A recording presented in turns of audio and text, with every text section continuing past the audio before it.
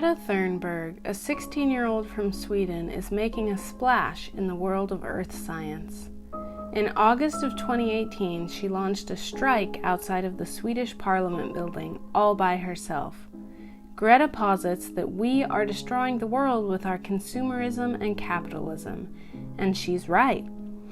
Scientists contend that we have between only 18 months to 12 years to reverse our gluttonous ways and plastic-consuming habits before we create irreversible change and damage to our planet, our first mother, our Earth.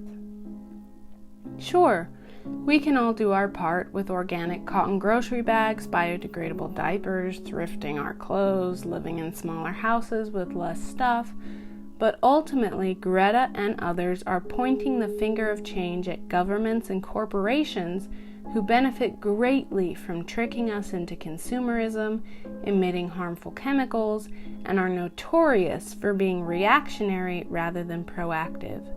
These owners and politicians benefit too much to bother making any changes for the moral good. But scientists and activists like Greta are here to forewarn them and change that attitude. The past few years I have sometimes wanted to become a mom, but one of the many fears I've had about that monumental concept, thanks anxiety, is that I could be bringing children into a world so toxic and full of chemicals and waste that their expected lifetimes could be shorter than mine, or full of pain and illness. I visit the ocean as often as I can and sometimes find as much plastic as there is sand and shells. Sometimes it's hard to feel like we aren't living on the cusp of a Mad Max existence. Greta touches on her own worry for future generations and her own longevity in her TED Talk. Greta has produced a lot of well-researched and actionable content on conservation and eliminating carbon emissions. She has received multiple awards and nominations for her ceaseless work. But of course, like so many intelligent, strong young women, Greta has also received a lot of hate, mostly from people who are in denial of our dire situation or who benefit from it. People have mocked her for her ASD diagnosis, appearance, age, extreme stance, and every other absurd thing they could possibly think up. But Greta is more than her bullies and her haters.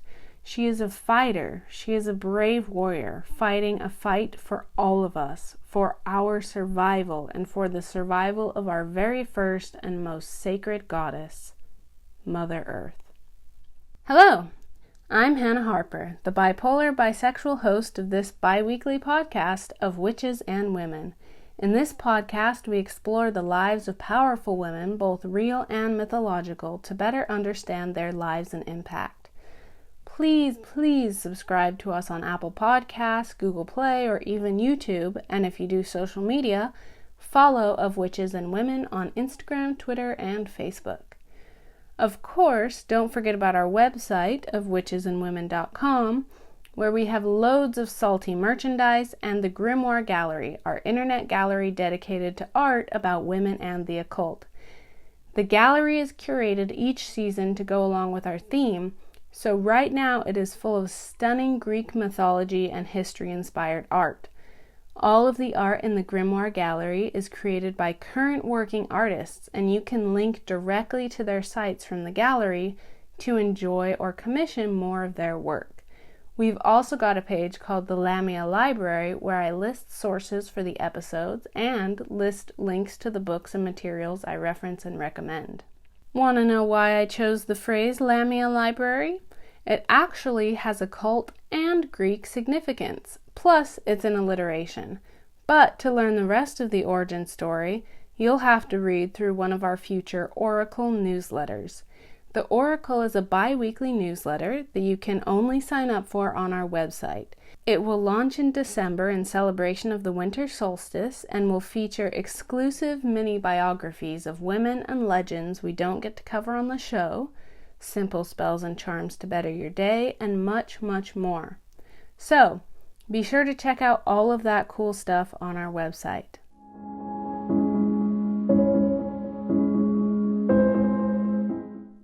In many religions, a mother goddess is or was prominent. some Judeo-Christian religions once believed in Asherah, the inferred goddess wife of God from ancient texts. Today's goddess is the Greek equivalent, Mother Earth herself, the primordial, the first, the beginning, Gaia. Gaia was the first goddess to emerge out of the void of chaos or nothingness that existed before creation. Gaia emerged from nothing to become the very first and very biggest and most significant something, the Earth. She also had the unique ability to create progeny without a partner. Like the dinosaurs of Jurassic Park, she could reproduce on her own and created Uranus, the first deity of the sky or heavens, Pontus, the first deity of the sea, and Aurea of the mountains. With Pontus, Gaia had 3 children, deities of the oceans, but with Uranus, Gaia created 12 titans. Uranus, who appears to be the original terrible father, resented and feared his powerful children and pushed them back within the earth, within Gaia's womb. So, Gaia created the first weapon, a sickle from flint. With it, she released her children and helped her son Kronos use it to castrate his father and push him into Tartarus, the unending depths of the underworld. That's a lot to unpack, and that's just the beginning of Gaia's story and influence on Greek mythology and history. First of all, how fierce is she? Sick of being abused by a man, Gaia masterminded a plan to castrate and overthrow the god of the sky. She was incredibly strong on her own and didn't need Uranus to push her around for eternity. Gaia took action to protect herself and her children, and she continued to protect and replenish the earth for her children, grandchildren, and humanity throughout the Greek and Roman narratives. From here, Gaia takes a back seat while the Titans rule during the Golden Age and then are overthrown by the gods. Noticeably, Kronos perpetuated the cycle of abuse exhibited by his father, but Kronos had learned a little bit at least, and ate his children rather than forcing them to stay in their mother, Rhea. Rhea, Titaness, queen consort to Kronos, and mother of the gods, sought help from her own mother, Gaia, and the 2 of them hid the youngest of Rhea's 6 children, Zeus, until he was old enough to trick his father into regurgitating his siblings. Together, the 6 gods were strong enough to overthrow Kronos and his ally Titans. However, Gaia took issue with Zeus locking away so many of her children, and created Typhon, the greatest threat ever to the gods. Typhon almost defeated Zeus before his banishment to Tartarus. Then came the rule of the gods, and under the rule of the gods, Prometheus, one of the remaining Titans, created the first man. Angered by the threat of man, Zeus created a woman, Pandora. The first man and woman wanted to create children. To create more people, the first man and woman were instructed by the earth to throw the bones of their mother over their shoulders and walk away. The bones of the mother were interpreted by the man and woman as the stones of the earth. When Pandora and the man threw the stones behind them, more men and women were created, made, it appears, by Gaia, the mother of all. Again, Gaia proves her power as the first and the primordial by creating humans from stones. While Prometheus had needed the help of the goddess Athena, Gaia merely refashioned pieces of herself, bones of the earth, to create people who would go on to farm, cultivate, and utilize the land, her most valuable offering to humanity. Gaia was a very popular deity in Greek culture, especially considering that she was not a god or one of the 12 in the pantheon, that she was something other and something older. While most titans were feared or despised, Gaia had many temples, an oracle, and was worshipped for fertility, crops, and growth. She is often depicted as half-formed, growing from the earth in art and literature. In Roman culture, the equivalent goddess was called Terra Mater, or Mother Earth. Terra was considered not only a goddess of Roman harvest, but also a goddess of plenty, or cornucopia, and one of the 4 essential elements, earth.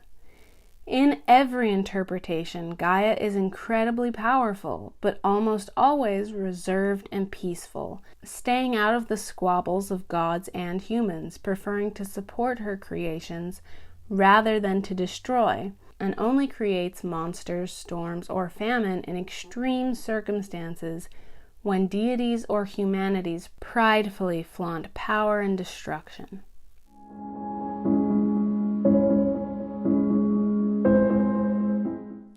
Did you know that wrapping paper isn't recyclable?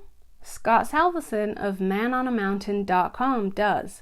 Today's episode is brought to you by manonamountain.com. The Man on a Mountain blog compiles articles by Scott, a professional recreation and outdoor specialist.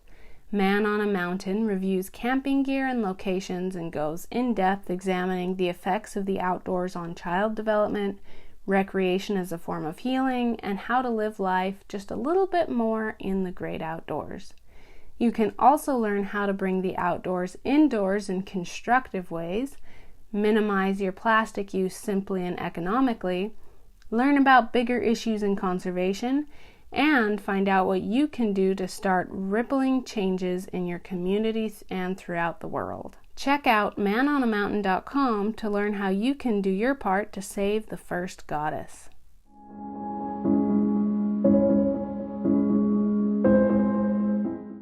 Many neo-pagans and Wiccans believe in Mother Earth, either as a spiritual force with awareness and powers, or in the idea that the earth itself is sacred or sanctified for our use. Many scientists also recognize the importance of the earth and how we treat it. Earth is going through a warming cycle right now, made much worse by modern cities and dangerous emissions and constant deforestation. Whether we believe in the earth as the first life giver in a spiritual sense or in a purely scientific sense, we need to do better. Like Greta Thunberg, we need to recognize what is happening and take a stand to protect Mother Earth. To explore the extent of Greta's impact, look up the hashtag #ClimateStrike on Twitter and watch her TED Talk, which I have linked in the Lamia library. She led a strike of approximately 2 million people worldwide this past September and gave a moving speech at the UN about the danger we pose to our own continued existence. To help her and the earth, write to your representatives, both local, state, and national. Send them tweets, tag them on Facebook, and ask them what they are doing or why they are not doing their part to restrict the carbon emissions of corporations, limit or tax single-use plastics, and save the planet.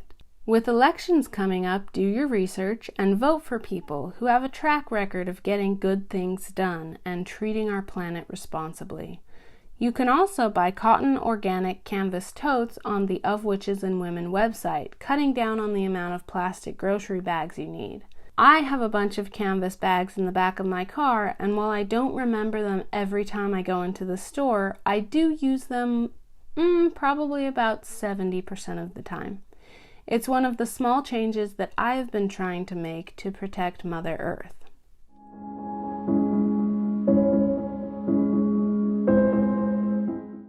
Today's magical tip is all about earth magic.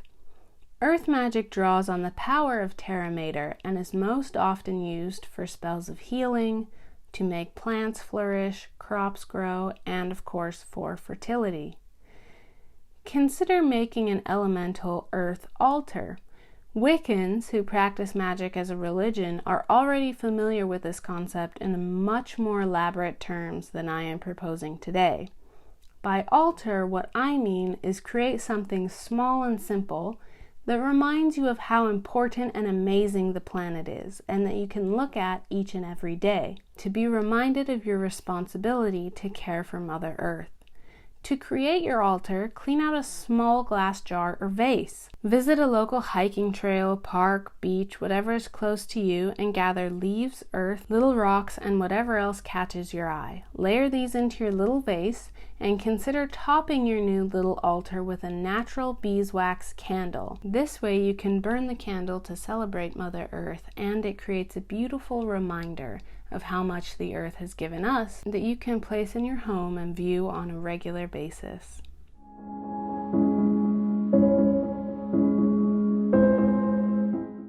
That's a wrap on today's episode. Thank you all for listening. If you enjoyed the episode, please leave us a magical review so others can find and enjoy the show as well.